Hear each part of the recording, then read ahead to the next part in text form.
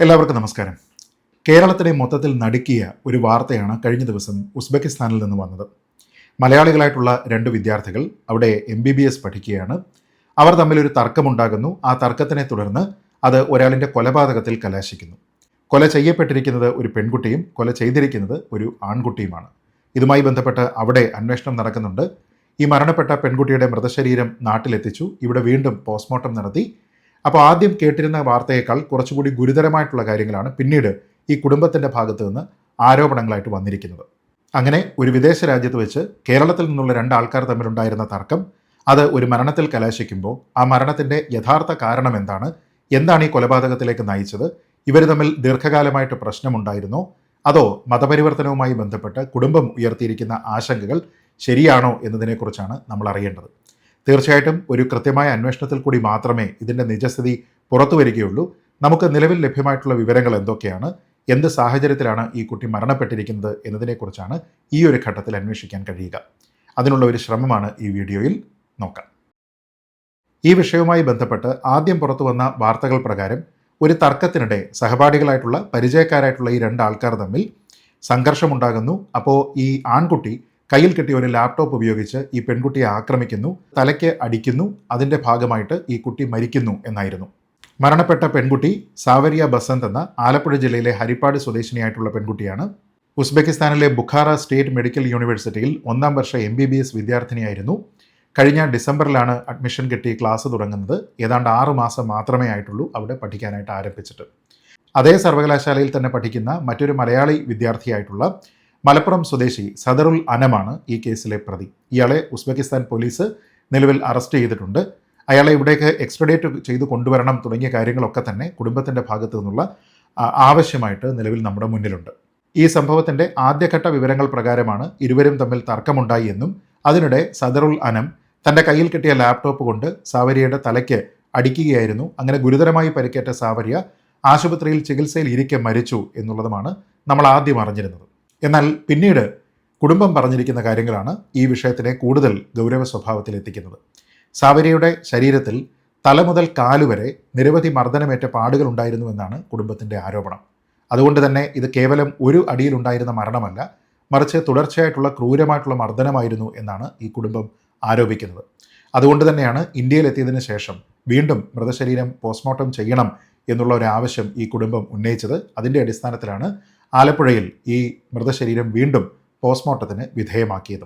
ഇവിടെ കുടുംബം ഉന്നയിക്കുന്ന ഏറ്റവും പ്രധാനപ്പെട്ട ആരോപണം സത്യസന്ധമായ രീതിയിൽ അന്വേഷിക്കേണ്ടതാണ്.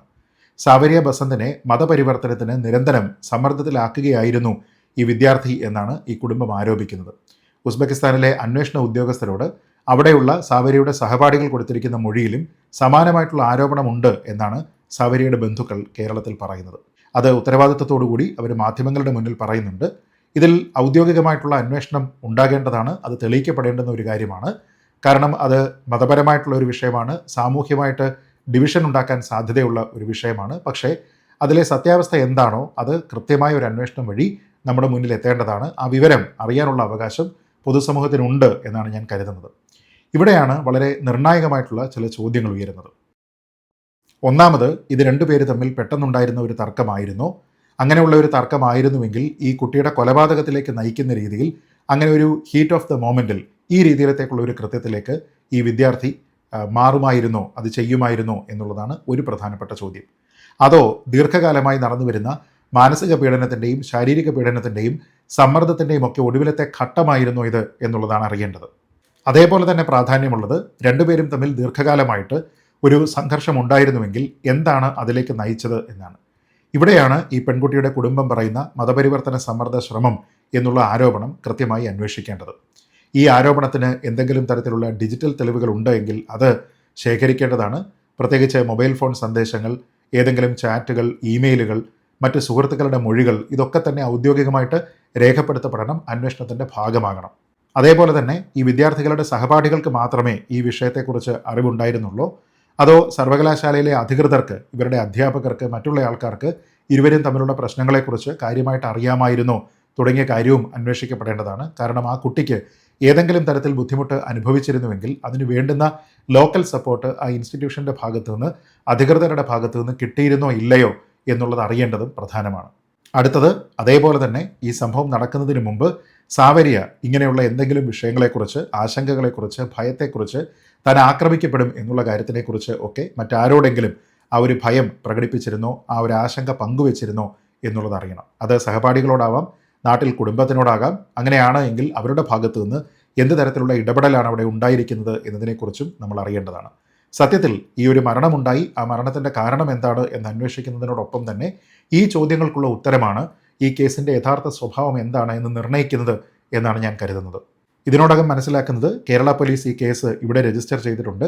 മൃതദേഹം റീപോസ്റ്റ്മോർട്ടം ചെയ്തതിന് ശേഷവും ഈ കുടുംബത്തിൻ്റെ ആരോപണത്തിനെ ശരിവെക്കുന്ന രീതിയിൽ തലമുതൽ കാലുവരെ തുടർച്ചയായിട്ട് മർദ്ദിച്ചതിൻ്റെ പാടുകളൊക്കെ തന്നെ ശരീരത്തിൽ ഉണ്ടായിരുന്നു എന്നതുമായി ബന്ധപ്പെട്ട വാർത്തകളാണ് ഇപ്പോൾ പുറത്തു വരുന്നത്. അതുകൊണ്ട് തന്നെ കുടുംബം പറഞ്ഞിരിക്കുന്ന മറ്റാരോപണങ്ങൾ എന്താണ്, അതിൻ്റെ നിജസ്ഥിതി എന്താണ്, ഈ കാര്യത്തിനെക്കുറിച്ചും കൃത്യമായിട്ട് അന്വേഷിക്കേണ്ടതായിട്ടുണ്ട്. ഇനി ഈ കേസ് ഉയർത്തുന്ന മറ്റൊരു പ്രധാനപ്പെട്ട വിഷയം കൂടിയുണ്ട്. അതായത് മരണപ്പെട്ട ഒരു വ്യക്തിക്ക് ആ വ്യക്തിയുടെ കുടുംബത്തിന് നീതി ഉറപ്പാക്കുക എന്നതിനോടൊപ്പം തന്നെ മറ്റൊരു വലിയ ഇന്ത്യൻ ഡയസ്പൊറ ഈ വിദേശ രാജ്യങ്ങളിലൊക്കെ തന്നെ ഉണ്ട് എന്നതിനെക്കുറിച്ച് നമുക്കറിയാം. ആയിരക്കണക്കിന് മലയാളി വിദ്യാർത്ഥികളാണ് മെഡിക്കൽ പഠനത്തിന് വേണ്ടി വിദേശത്തേക്ക് പോകുന്നത്. പ്രത്യേകിച്ച് Russia, Uzbekistan, Georgia, Kazakhstan, Philippines തുടങ്ങിയ പല രാജ്യങ്ങളിലേക്കും ഇവർ പോകുന്നുണ്ട്. ഇത്തരം രാജ്യങ്ങളിലെ വിദ്യാർത്ഥികളുടെ സുരക്ഷാ സംവിധാനങ്ങൾ എന്താണ് എന്നതിനെക്കുറിച്ച് കൃത്യമായിട്ടുള്ള മാനദണ്ഡങ്ങളുണ്ടോ എന്നതിനെക്കുറിച്ച് നമ്മൾ അന്വേഷിക്കുന്നത് പ്രധാനമാണ്. വിദ്യാർത്ഥികൾ തമ്മിൽ ഗുരുതരമായിട്ടുള്ള എന്തെങ്കിലും തരത്തിലുള്ള തർക്കങ്ങൾ ഉണ്ടാകുമ്പോൾ, അല്ലെങ്കിൽ പീഡനങ്ങൾ ഉണ്ടാകുമ്പോൾ, മാനസികമായും ശാരീരികമായും ഇത്തരത്തിലുള്ള പീഡന ശ്രമങ്ങൾക്ക് കുട്ടികൾ വിധേയരാകുമ്പോൾ, സർവകലാശാലകൾ അധികൃതർ, അതേപോലെ ഹോസ്റ്റൽ സൗകര്യമുള്ള സ്ഥലത്താണെങ്കിൽ അവിടെയുള്ള വാർഡൻ തുടങ്ങിയ ആൾക്കാരൊക്കെ എങ്ങനെയാണ് ഈ വിഷയത്തിൽ ഇടപെടുന്നത് എന്നതിനെക്കുറിച്ചും അറിയേണ്ടതാണ്. നമ്മുടെ നാട്ടിൽ തന്നെ ഇവിടെ പൂക്കോട് വെറ്ററിനറി കോളേജിൽ സിദ്ധാർത്ഥൻ എന്ന ഒരു യുവാവിന് അവിടെ സഹപാഠികളുടെ ഭാഗത്തു നിന്നോ ഇൻസ്റ്റിറ്റ്യൂഷൻ്റെ ഭാഗത്തു നിന്നോ കാര്യമായിട്ടുള്ള പിന്തുണ ലഭിച്ചിരുന്നില്ല. റാഗിംഗ് എന്ന പേരിൽ തുടങ്ങി കൊടും ക്രൂരമായിട്ടുള്ള പീഡനമാണ് സിദ്ധാർത്ഥൻ അനുഭവിച്ചത് എന്നതിനെക്കുറിച്ച് നമുക്കറിയാം. അപ്പോൾ നമ്മുടെ നാട്ടിൽ ഇത്തരത്തിലുള്ള സംവിധാനങ്ങൾ കൃത്യമായി പ്രവർത്തിക്കുന്നില്ല. ഓപ്പണായിട്ടുള്ള ഒരു കമ്മ്യൂണിക്കേഷന് വേണ്ടി പലപ്പോഴും ഈ പീഡനങ്ങൾക്ക് വിധേയരാകുന്ന ആൾക്കാർക്ക് സാധിക്കുന്നില്ല തുടങ്ങിയ കാര്യങ്ങൾ അറിയാം.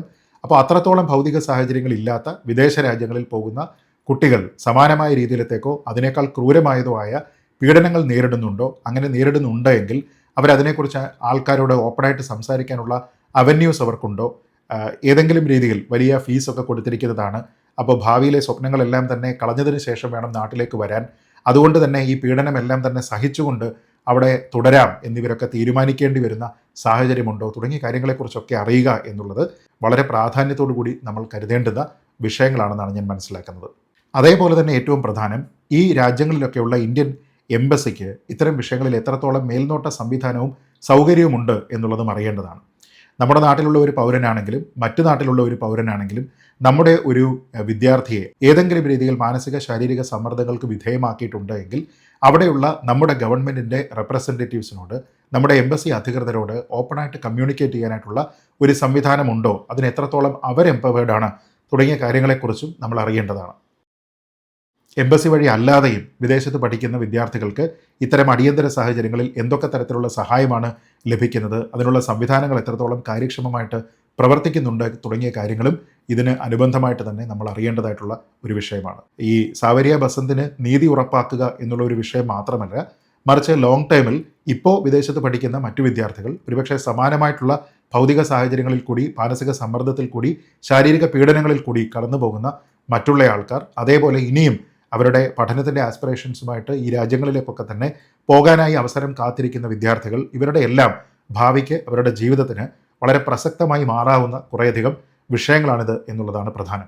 അതുപോലെ തന്നെ ഇവിടെ മതപരിവർത്തന ആരോപണം ഉന്നയിക്കപ്പെട്ടിട്ടുണ്ട് എന്നതുകൊണ്ട് തന്നെ അന്വേഷണ ഏജൻസികൾ കുറച്ചുകൂടി ഗൗരവത്തോടു കൂടി തന്നെ ഈ ഒരു ആരോപണം പരിശോധിക്കേണ്ടതായിട്ടുണ്ട്. കാരണം ഈ ആരോപണം ശരിയാണ് എങ്കിൽ അതിൻ്റെ കൃത്യമായിട്ടുള്ള തെളിവുകൾ കണ്ടെത്തണം, തെറ്റാണ് എങ്കിൽ അതും വ്യക്തമായിട്ട് കണ്ടുപിടിക്കപ്പെടേണ്ടതാണ്. അനുമാനങ്ങളല്ല, ഊഹാപോഹങ്ങളല്ല, മറിച്ച് തെളിവുകളാണ് ഇത്തരമൊരു കേസിൽ നിർണായകമാകേണ്ടത്. കാരണം അതല്ല എങ്കിൽ സമൂഹത്തിൽ വലിയ സ്പർദ്ധയുണ്ടാക്കാനും, നേരത്തെ പറഞ്ഞതുപോലെ വലിയ ഡിവൈഡ് ഉണ്ടാക്കാനും ഒക്കെ സാധ്യതയുള്ള ഒരു വിഷയമാണ്, ആരോപണമാണ്.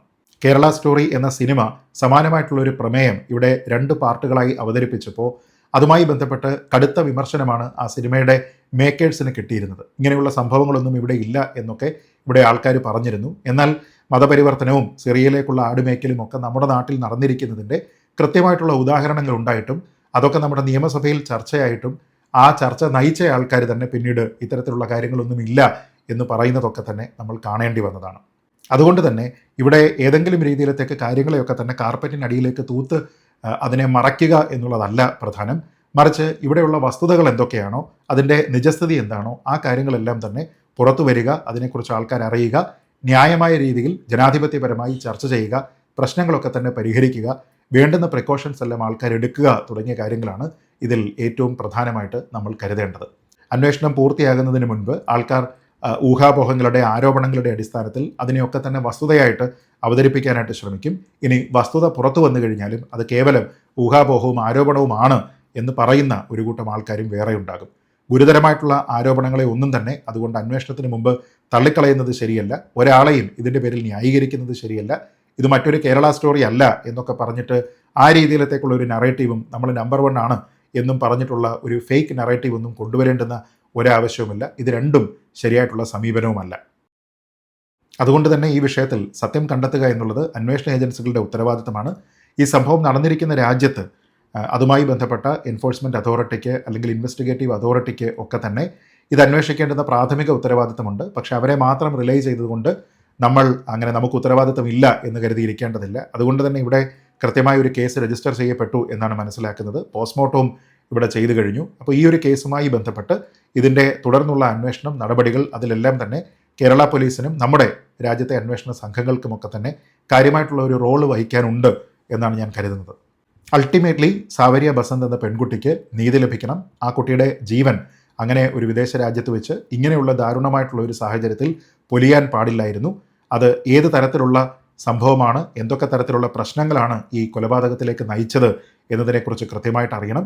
ഇതിൽ പ്രതിസ്ഥാനത്ത് നിൽക്കുന്ന ആൺകുട്ടിയെക്കുറിച്ച് അന്വേഷണം ഉണ്ടാകണം. ആ കുട്ടിക്ക് മതപരമായിട്ടുള്ള ഒരു കൺവേർഷനുമായി ബന്ധപ്പെട്ട എന്തെങ്കിലും ഹിസ്റ്ററി ഉണ്ടോ എന്നുള്ള കാര്യത്തിനെപ്പറ്റി അന്വേഷിക്കണം. മറ്റുള്ള ആൾക്കാരോട് ഈ സദറുൽ ആനം എന്ന ആൺകുട്ടി ഏത് രീതിയിലാണ് ഇടപെട്ടിരുന്നത്, സമാനമായിട്ടുള്ള കാര്യങ്ങളൊക്കെ മറ്റുള്ള ആൾക്കാരോടും ഈ പയ്യൻ പറഞ്ഞിട്ടുണ്ടോ തുടങ്ങിയ കാര്യങ്ങളെല്ലാം തന്നെ അന്വേഷണത്തിൻ്റെ ഭാഗമാക്കേണ്ടതാണ്. അതുകൊണ്ട് തന്നെ ഈ ഒരു ഘട്ടത്തിൽ ഒരാളിനും ക്ലീൻ ചിറ്റ് കൊടുക്കേണ്ടതില്ല. കാരണം ഇവിടെ കുടുംബം ഉന്നയിച്ചിരിക്കുന്ന ഓരോ ആരോപണവും നിഷ്പക്ഷമായിട്ടും സമഗ്രമായിട്ടും അന്വേഷിക്കപ്പെടേണ്ടതാണ്. ഒരു തരത്തിലും അവരെ ഏതെങ്കിലും രീതിയിലത്തേക്കുള്ള ഒരു വർഗീയതയൊന്നും ആരോപിച്ച് മാറ്റി നിർത്തേണ്ടുന്ന ഒരു സാഹചര്യമല്ല ഉള്ളത്. കാരണം ലെജിറ്റിമേറ്റായിട്ട് അവർക്ക് അവരുടെ ആശങ്കകൾ, അവരുടെ കൺസേൺസ് ഒക്കെ പറയാനുള്ള സ്വാതന്ത്ര്യം നമ്മുടെ സമൂഹത്തിലുണ്ട്.